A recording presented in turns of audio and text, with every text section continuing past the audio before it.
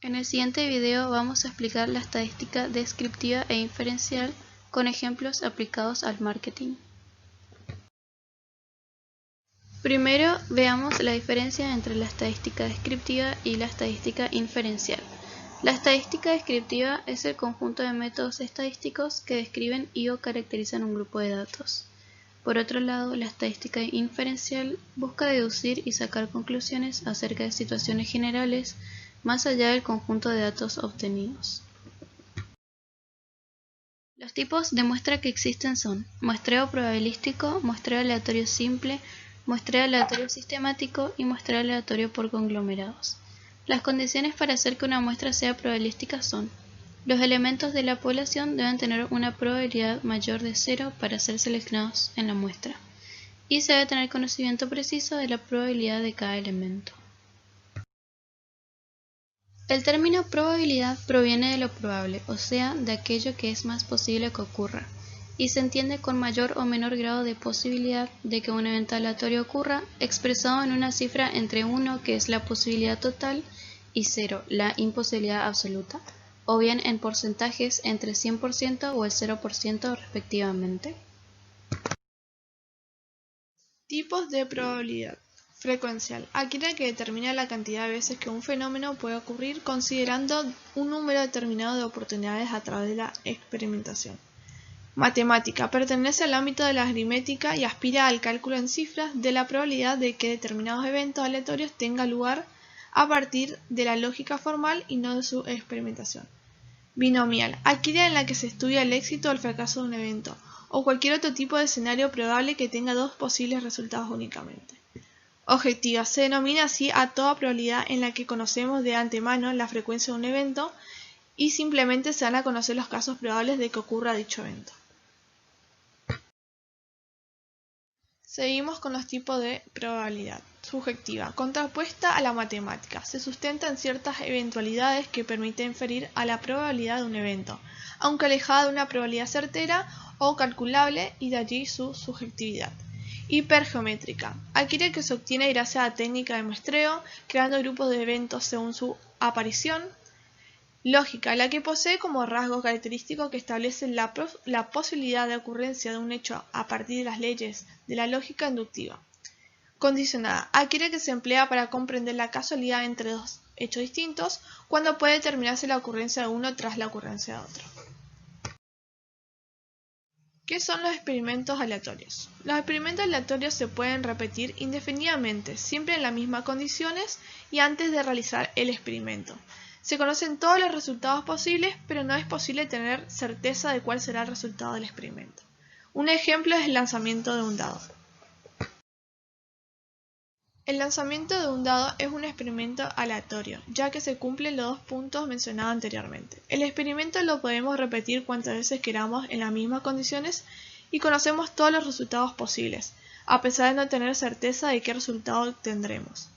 Todos los resultados posibles de nuestro experimento son los siguientes: que salga 1, que salga 2, que salga 3, que salga 4, que salga 5, que salga 6. A todos los resultados posibles de un experimento aleatorio se le denomina espacio muestral. En nuestro ejemplo es igual a 1, 2, 3, 4, 5, 6.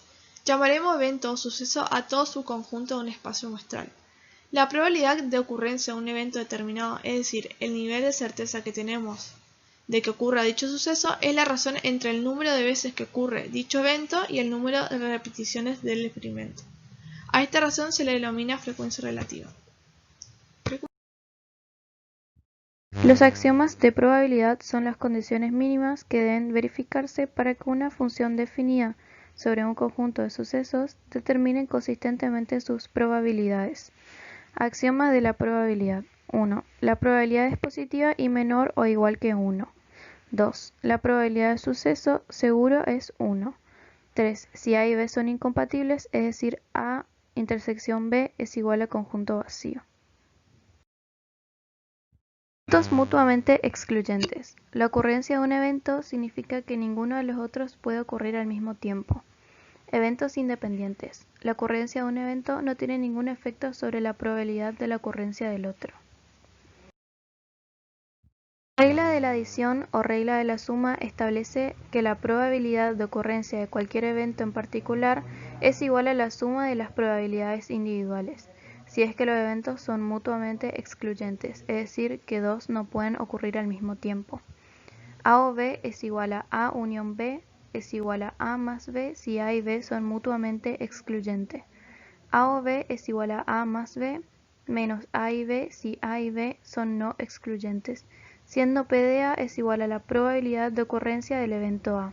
P de B es igual a la probabilidad de ocurrencia del evento B. P de A y B es igual a la probabilidad de ocurrencia simultánea de los eventos A y B. Ejemplo, regla de la adición. Supongamos que se extrae una carta de una baraja de 52 cartas. ¿Cuál es la probabilidad de que la carta sea o un rey o una figura negra? Solución. Hay 52 sucesos o eventos simples, sean los sucesos o eventos. Hay 4 reyes. A, que la carta sea un rey, y hay 6 figuras negras. B, que la carta sea una figura negra. A unión B es igual a A más B menos A de intersección B. A unión B es igual a 4 dividido 52 más 6 dividido 52 menos 2 dividido 52, que es igual a 8 dividido 52, que da como resultado 0,15. Regla de la multiplicación. La regla de la multiplicación establece que la probabilidad de ocurrencia de dos o más eventos estadísticamente independientes es igual al producto de sus probabilidades individuales si A y B son independientes y si A y B son dependientes. Ejemplo, regla de la multiplicación. Una caja contiene 2 canicas azules y 3 rojas. Si se extraen 2 canicas al azar sin reposición, ¿cuál es la probabilidad de que las dos sean azules? Solución. Dado que las canicas serán extraídas de la misma caja y que las canicas que se extraigan no serán devueltas a la caja, no hay reposición, entonces se trata de un evento dependiente. Evento A. Obtener una canica azul en la primera extracción. Evento B. Obtener una canica azul en la segunda extracción. En multiplicación sabemos que la intersección de A y B es igual a por B tal que A. La intersección de A y B es igual a 2 quintos por 1 cuarto, que es igual a 2 sobre 20, que es igual a 0,1, es igual a 10%. La prueba de hipótesis consiste en conocer la probabilidad de ocurrencia del resultado obtenido en la investigación, basándose en la distribución muestra del estadígrafo utilizado para medir el resultado. Calculamos la probabilidad. Veamos el siguiente ejemplo. El volumen de producción de dos plantas de una empresa es de 8.000 y 10.000 unidades de producto por día. El porcentaje de piezas defectuosas es del 0,5% en la primera fábrica y el 0,8% en la segunda fábrica. Calcular la probabilidad de que al elegir un producto al azar sea defectuoso. Solución. P1 producto de la planta 1, P2 producto de la planta 2 de pieza defectuosa. Aplicamos esta fórmula y la reemplazamos. Cuando reemplazamos nos da un resultado de 1 sobre 150. La probabilidad de que al elegir un producto al azar sea defectuoso es de 1 sobre 150. Ahora veamos el chi cuadrado y su explicación. La prueba del chi cuadrado se encuentra dentro de las pruebas pertenecientes a la estadística descriptiva, concretamente a la estadística descriptiva aplicada al estudio de dos variables. Por su parte, la estadística descriptiva se centra en extraer información sobre la muestra. En cambio, la estadística inferencial extrae información sobre la población. El nombre de la prueba es propio de la distribución chi cuadrado de la probabilidad en la que se basa. Esta prueba fue desarrollada en el año 1900 por Karl Pearson. ¿Para qué sirve?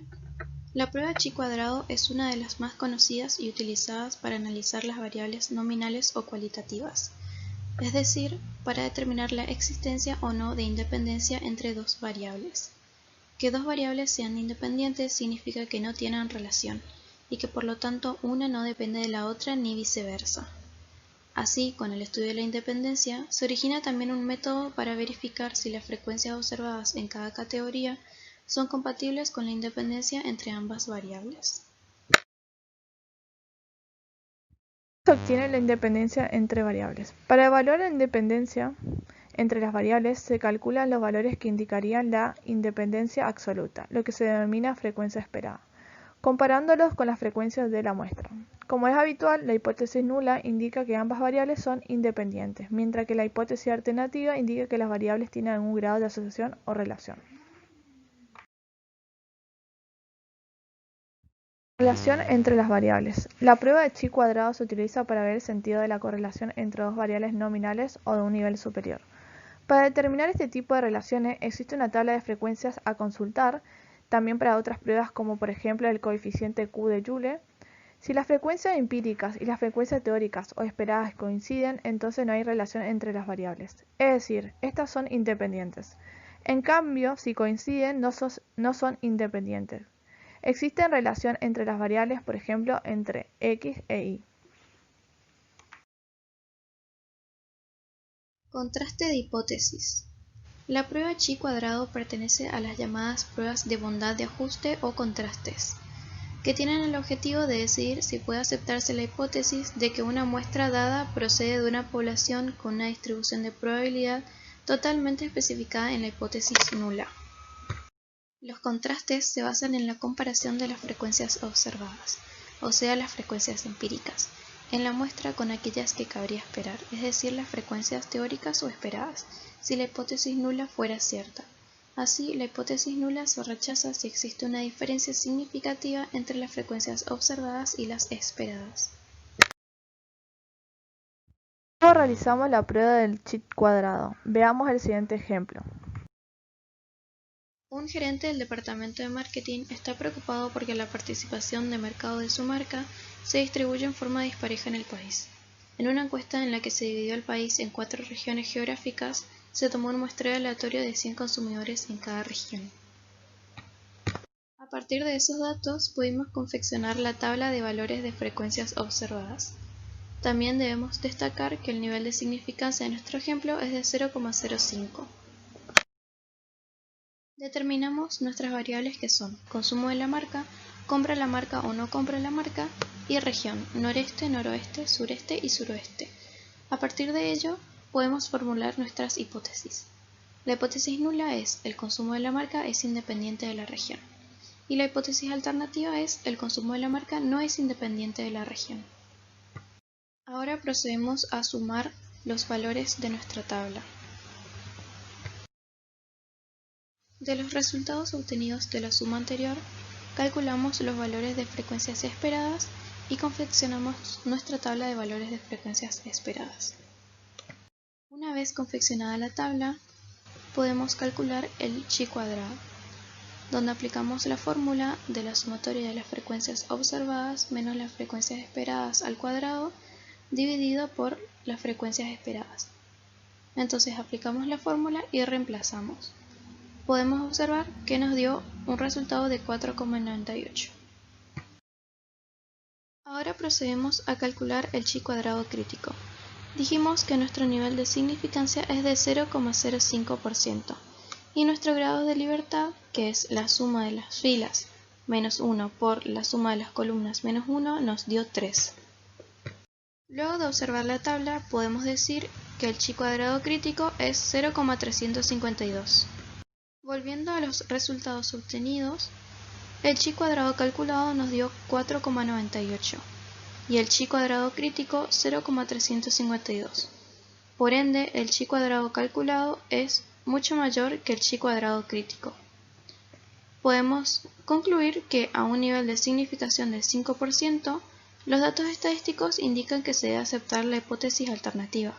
Por ello, el consumo de la marca no es independiente de la región.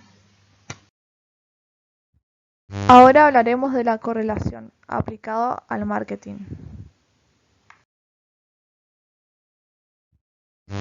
¿Qué es la correlación? La correlación estadística constituye una técnica estadística que nos indica si dos variables están relacionadas o no.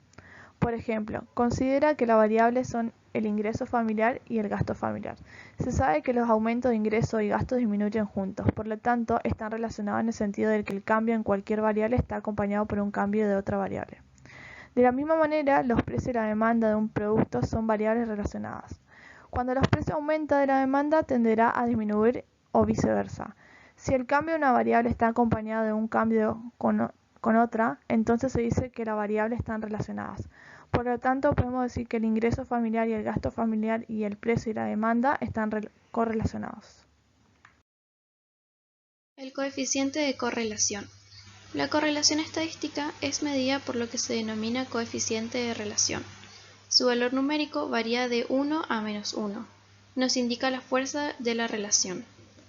En general, el coeficiente de relación mayor a 0 indica una relación positiva y, si es menor a 0, indica una relación negativa, mientras que el coeficiente de relación igual a 0 indica que no hay relación o que las variables son independientes y no están relacionadas. Cuanto más cerca estén los coeficientes de 1 positivo y 1 negativo, mayor será la fuerza de la relación entre las variables. Consideraciones de la correlación.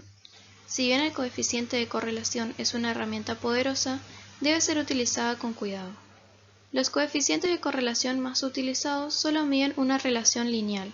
Por lo tanto, es perfectamente posible que, si bien existe una fuerte relación no lineal entre las variables, el coeficiente de correlación está cerca de 0 o igual a 0. En tal caso, un diagrama de dispersión puede indicar aproximadamente la existencia o no de una relación no lineal. Hay que tener cuidado al interpretar el valor de R. Por ejemplo, se podría calcular R entre el número de calzado y la inteligencia de las personas, la altura y los ingresos. Cualquiera sea el valor de R, no tiene sentido y por lo tanto es llamado correlación de oportunidad o sin sentido. La correlación no debe ser utilizado para decir algo sobre la relación entre causa y efecto. Dicho de otra manera, al examinar el valor de la correlación, podríamos concluir que las variables x e y están relacionadas. Sin embargo, el mismo valor de R no nos dice si x influencia a y o al revés. La correlación estadística no debe ser la herramienta principal para estudiar la causalidad, por el problema con las terceras variables. ¿Cómo realizamos un ejercicio de correlación? Veamos el siguiente ejemplo. El gerente de ventas de una empresa desea determinar si existe una relación entre el número de llamadas telefónicas de ventas hechas en un mes y la cantidad de copiadoras vendidas durante ese lapso. El gerente selecciona al azar una muestra de 10 vendedores y determina el número de tales llamadas que hizo cada uno al mes anterior y la cantidad de copiadoras vendidas. En este ejercicio nosotros reemplazamos las fórmulas con los datos de la tabla. Con la fórmula nos dio un resultado de 0,759 y con ese resultado sacamos el coeficiente de correlación. En el gráfico que estamos viendo a continuación es una tabla donde nos muestra los tipos de correlación: correlación perfecta, cuando no hay correlación, cuando la correlación es regular, es mala,